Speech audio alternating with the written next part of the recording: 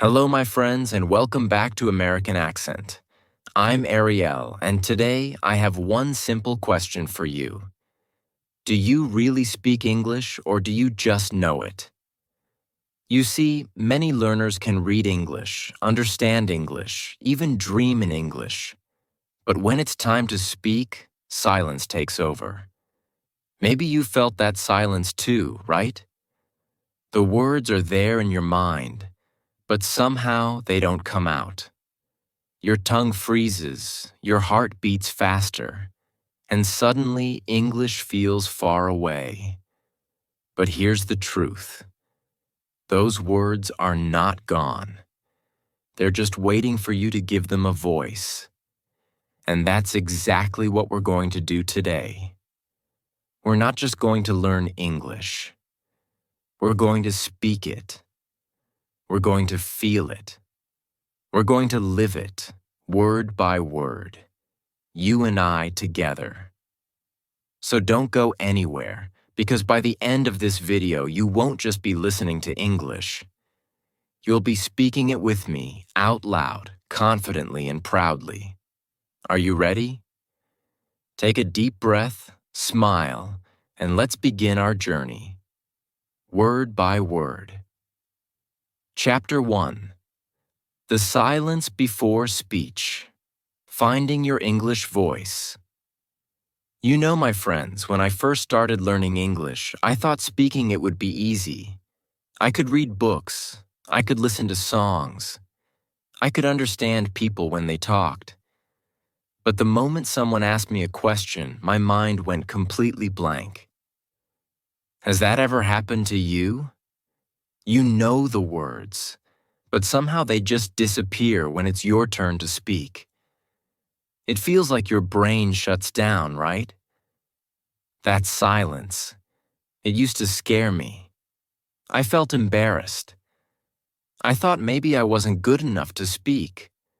But later, I learned something powerful. That silence isn't failure. It's just the beginning of your voice. You see, our brain learns faster than our mouth. Your brain already knows English. It understands sounds, meanings, and sentences. But your mouth, it's still learning how to move, how to form the sounds, how to trust itself. It's like when you learn to dance. You can watch others dance perfectly, but when you try, your feet feel heavy. That doesn't mean you can't dance. It just means your body needs a little training. And that's the same with English. You're not bad at speaking. You're just untrained. And training begins with one small, brave word. Let me tell you a little story. When I was a student, I used to sit quietly in class. My teacher would ask something in English, and my heart would start racing. I'd open my mouth to answer, but no words came out. I'd freeze, smile awkwardly, and think, I'll answer next time. But that next time never came, until one day I got tired of waiting. I went home, looked in the mirror, and said out loud, "Hello." Just one word. It felt strange, even funny. But for the first time, I heard my voice in English. And that one word changed everything. Because the hardest part of speaking English isn't grammar or vocabulary. It's starting. Once you start, the fear begins to fade. So I want you to do this with me right now. Don't just listen. Speak with me. Look around your room. Say the first English word that comes to your mind. Maybe it's table. Say it, out loud, table. Good. Now say chair. Wonderful. Say window. Perfect. You see what just happened? You spoke English. You broke the silence. It doesn't matter if your pronunciation isn't perfect. What matters is that your mouth moved. That's the first step to fluency, movement. Every time you say even one small word, you're teaching your tongue to trust English. You're telling your voice, it's okay. You can speak. Think about a baby learning to talk. The baby doesn't say full sentences right away. It starts with one word, Mama ya Papa, and everyone claps. So, why don't we clap for ourselves when we say our first English words? We should, because every word you speak is a small victory. I remember the first time I spoke English to a real person. I was terrified. I was in a coffee shop and I wanted to order something. The waiter looked at me and said, "What would you like?" My mind went blank again. But then I remembered that small word practice I had done in the mirror. So I took a deep breath and said, "Coffee." Just that. The waiter smiled and asked, "With milk?" And I said, "No milk." And then he said, "Black coffee?" I nodded. "Yes, black coffee." It was the simplest conversation, but I walked out of that cafe feeling like I had just climbed a mountain. Because I spoke. I didn't stay silent. And that's what I want for you. To feel that pride, that tiny spark of confidence every time you speak. Let's try a little exercise together. Take a deep breath. Ready? Repeat after me. I can speak. Good. I can speak English. Wonderful. I can speak English word by word. Beautiful. You see? You're doing it right now. When you speak, don't rush. Don't force yourself to sound perfect. Just be real. Feel the words. Let your mouth move naturally. The more you move it, the more comfortable you'll feel. That's why I always tell my students, speak out loud. Don't whisper inside your head. Don't just think in English. Speak it. Because when you speak, your ears listen, your tongue learns, and your confidence grows. And here's something important to remember. Mistakes are not your enemy. They are your teachers. When you make a mistake, it means you're trying. If you never make mistakes, it means you're not learning. When I first started speaking English, I made funny mistakes all the time. Once I told my friend, "I am boring," when I meant, "I am bored." We laughed for 10 minutes. But guess what? I never forgot that difference again. That's how learning works, through laughter, through error, through real practice. So today, I want you to make one small promise to yourself. I will not stay silent anymore. Even if you can only say one word, say it. Even if you make a mistake, keep speaking. Because your English voice is waiting for you. It's inside you right now, soft but strong. All it needs is your courage to come out. From this moment, we speak together, word by word, sound by sound, you and I. Are you ready for the next step? Now that you've broken the silence, let's learn how to grow those small words into real sentences, the kind that sound natural and alive. Chapter 2. Word by Word. The secret to speaking naturally. You know, my friends, when I finally broke that silence, I realized something simple but powerful. Speaking English doesn't mean saying long, perfect sentences. It means saying small, honest ones. Word by word. Most people think fluency means speed, but it doesn't. Fluency means flow.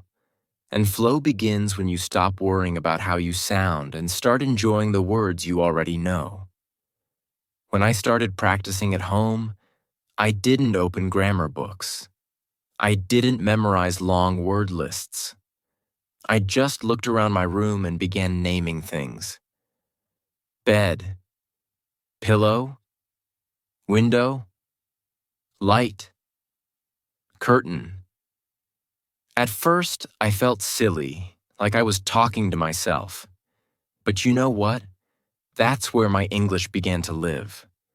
Because every time I said a word, my mouth learned how to move.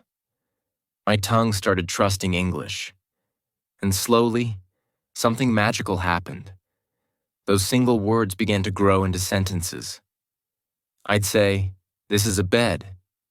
Then, "This is my bed." Later, "I like my bed." Then, "I like my bed because it's soft." You see how it grows? One small step at a time. That's how real fluency happens. Not in big leaps, but in gentle, natural progress. I remember one morning I was brushing my hair and I said softly to myself, "Hair, brush, I brush my hair." I said it again and again, smiling at my reflection. Then I tried another one. "I am brushing my hair." It was such a small thing, but that small moment gave me power. Because for the first time, I wasn't just learning English. I was using it. I was making it part of my life. Let's try that together now. Look around you. What do you see? Maybe a table. Say, "This is a table." Good. Now add a little more. "This is a brown table." Excellent. One more. "This is my brown table." Perfect. You just made a complete English sentence, word by word. See, it's not hard. The secret is to start small, build slowly, and enjoy the sound of your own voice. Sometimes learners tell me, "Ariel, I understand English, but when I try to speak, I forget everything." And I always smile and say, "That's because you're trying to run before you learn to walk." English is like a baby. It grows with care, with repetition, with love. You can't rush it. Think about it.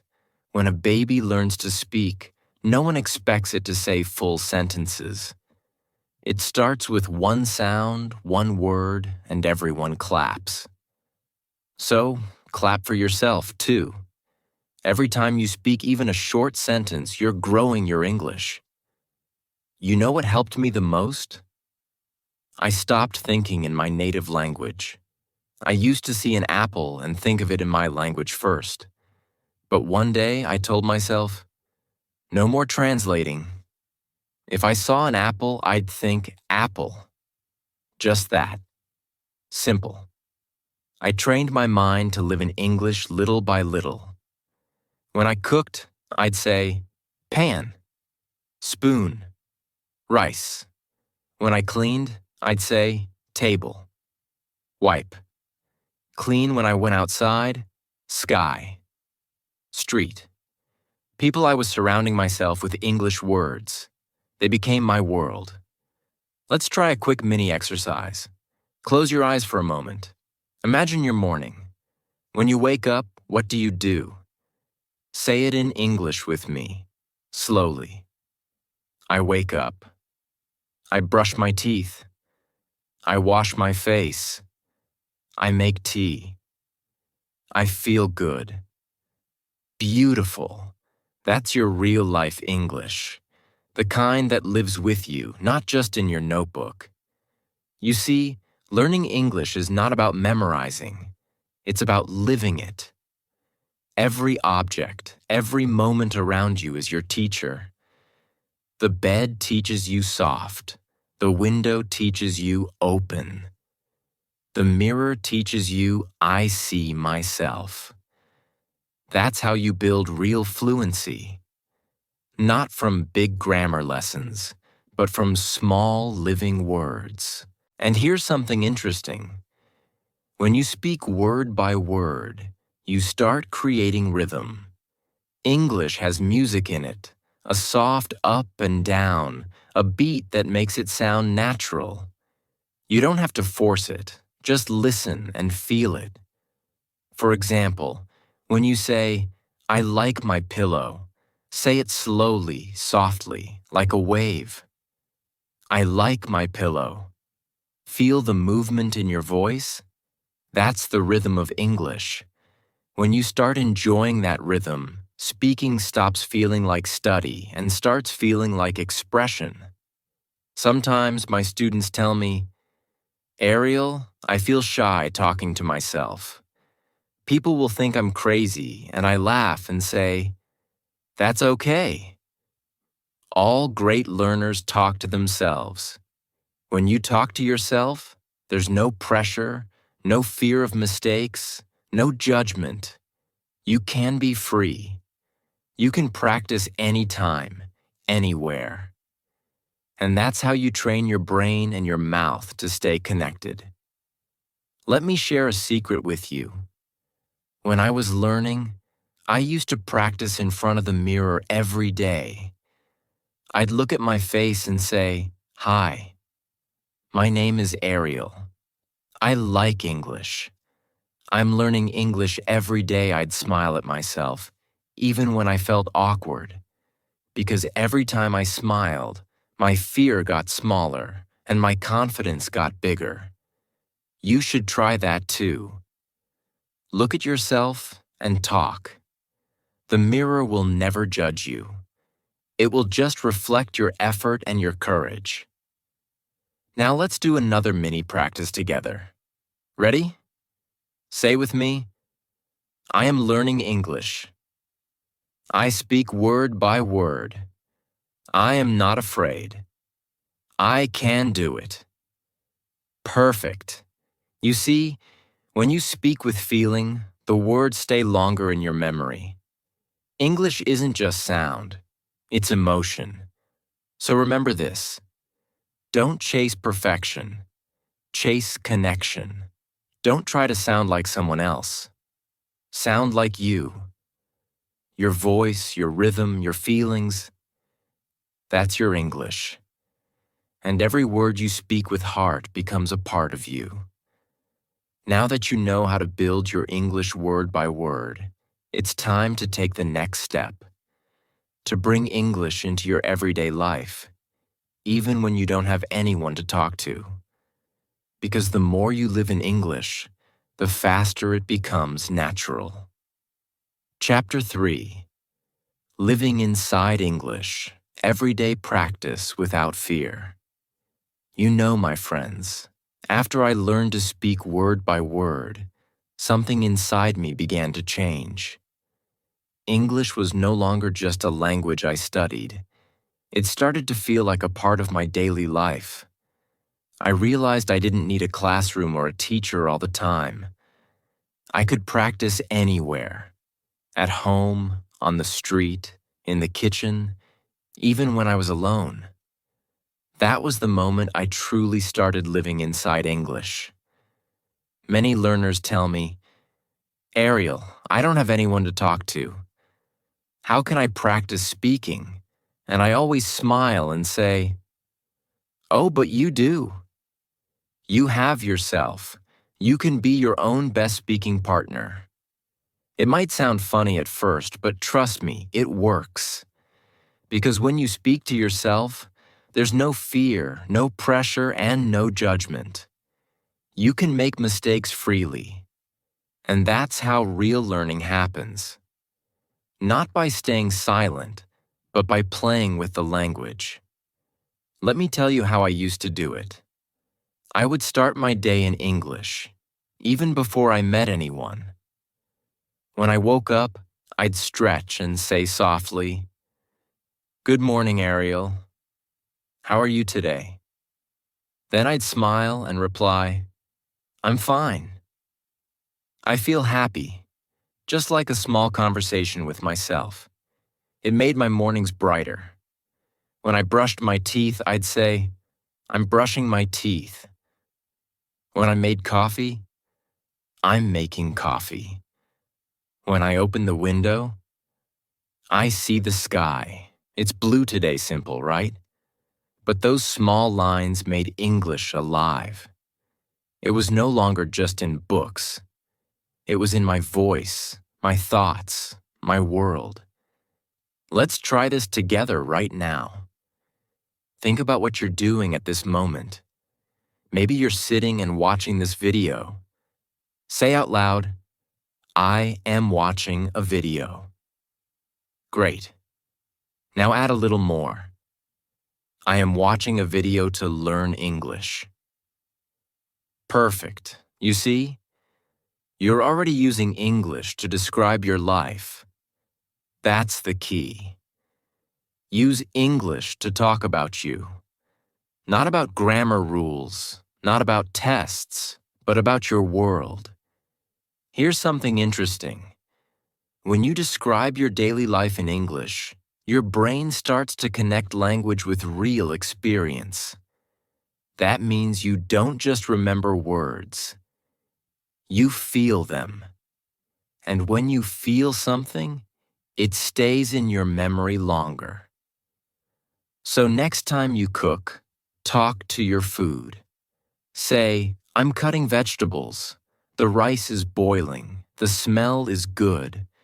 Or when you walk outside, say, the air is fresh. The sun is warm. I feel good. You're training your brain to live inside English. One of my favorite tricks was to talk to objects. Yes, objects. I'd say to my cup, you're hot today.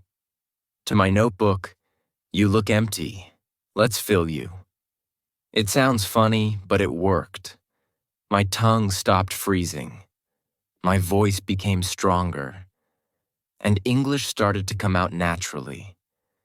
There will be days when you don't feel like speaking. Maybe you're tired or your mood is low. That's okay. On those days, I used a small rule. The one-word rule. If you can't speak for 10 minutes, speak one word. Just one. Say good.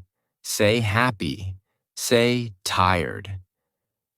It doesn't matter what word it is. What matters is that you keep your connection with English alive. Because one is always better than zero. Every word is a small seed, and one day, those seeds grow into beautiful sentences. Let's do a quick little challenge together. Look around you right now and name 5 things you see in English. Go ahead. Say them out loud. Maybe phone, window, pen, table, cup. Now make one short sentence with each. My phone is on the table. The window is open. The pen is blue. The cup is full. I like my table. See how easy that is? These small moments of speaking build real fluency. Another thing that really helped me was recording my voice. I used my phone to record myself speaking simple sentences. At first, I didn't like how I sounded. I thought, oh no, do I really sound like that? But after a few days, I got used to it. I began to notice my progress. I could hear how my pronunciation was improving. When you listen to your own voice, you become aware of your strengths and your mistakes. And once you know them, you can fix them. So, I want you to try this tonight. Record yourself saying 5 sentences. For example, my name is your name. I am learning English. I speak every day. I am not afraid. I am improving. Then listen to it tomorrow. You'll be surprised. You'll hear progress. I want to tell you a little story about one of my students. She was from India and very shy. She told me, Ariel, I can understand everything, but I can't speak. So I asked her to do something simple. Every night she had to talk to herself for 5 minutes in English about her day. At first, she could only say short sentences like, I wake up, I eat breakfast, I watch TV. But after a few weeks, she started adding more. I woke up early today because I wanted to study. I made breakfast for my family. I watched a movie in English. Her sentences became longer, and her confidence grew. She didn't realize it, but she had started living in English. And when you live in a language, it becomes a part of you. Here's another small secret. Don't wait for perfect grammar to speak. Grammar is like seasoning. It makes your food better, but the food itself is your words. Speak first, correct later. Communication always comes before perfection. The goal is not to sound perfect. The goal is to be understood. So from now on, whenever you do something, say it in English. When you wake up, I am waking up. When you cook, I am cooking. When you relax, I am resting. Turn your day into an English story. Every small action, every small word, they all matter. And remember, my friend, don't be afraid of mistakes. Don't be afraid of your own voice. English is not judging you. It's waiting for you to use it, to shape it, to make it yours. Now that you've learned how to live inside English, it's time to take one final powerful step. Learning to speak bravely. Because when you speak with courage, not perfection, that's when you truly become fluent. Take a deep breath, smile, and let's move to our final chapter. Speaking bravely. Confidence over perfection. Chapter 4. Speaking bravely. Confidence over perfection. Here's the truth, my friends. Fluency is not about knowing every word. It's not about perfect grammar. It's about courage. Speaking English bravely means giving yourself permission to be imperfect, to make mistakes, and to keep going anyway. Because every word you speak is a step closer to freedom. When I first started speaking English, I was terrified. My tongue felt heavy. My voice felt small. I worried people would laugh at me or I'd say something wrong. But then I realized something important. The world isn't waiting for me to be perfect. The world just wants to hear me. And when I focused on sharing my thoughts rather than worrying about mistakes, I started speaking more naturally. Here's a little exercise I want you to try. Pick one simple sentence about yourself. For example, I love learning English. Now speak it out loud 5 times, louder each time. Don't worry about your accent. Don't worry if you stumble. Just say it. Feel it in your mouth, your voice, your body. This small act trains your brain to connect English with courage. Every time you do it, your confidence grows. Another secret. Embrace messy speaking. Real conversations aren't perfect. People pause. People correct themselves. People repeat words. And that's okay. The more you allow yourself to be messy, the faster your fluency grows. Think of mistakes as footprints. Proof that you are walking forward in English. Now, let's talk about fear. Fear is the #1 enemy of speaking. It whispers. What if you make a mistake? What if you sound silly? But here's the truth. Fear is just a signal that you're growing. If you feel afraid, that means you're stepping out of your comfort zone. And guess what?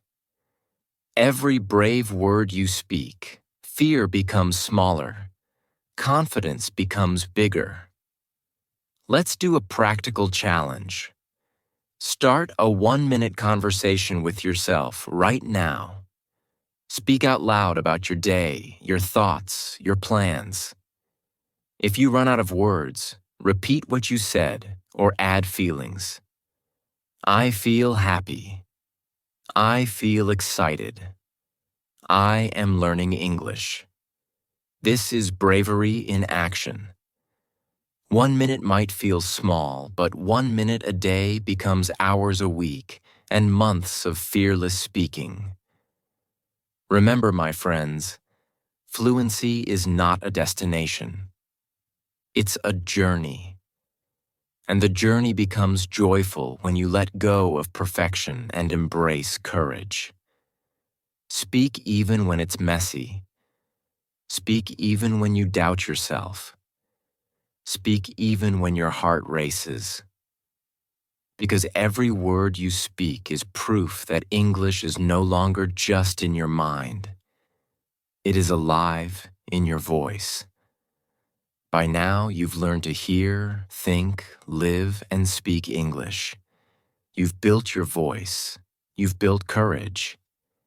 And now you are ready to take English beyond these exercises, into your world, into your life, every day. So here's my final invitation. Go out, speak bravely, and don't stop. Speak to yourself. Speak to your objects. Speak to the sky. Speak to a stranger. Speak to your dreams. Speak, because English is waiting for you. And the best part? Every word you speak makes you more alive, more confident, more fluent. Congratulations, my friend. You've completed this journey with me. But remember, this is just the beginning. Keep speaking, keep feeling, and keep living in English.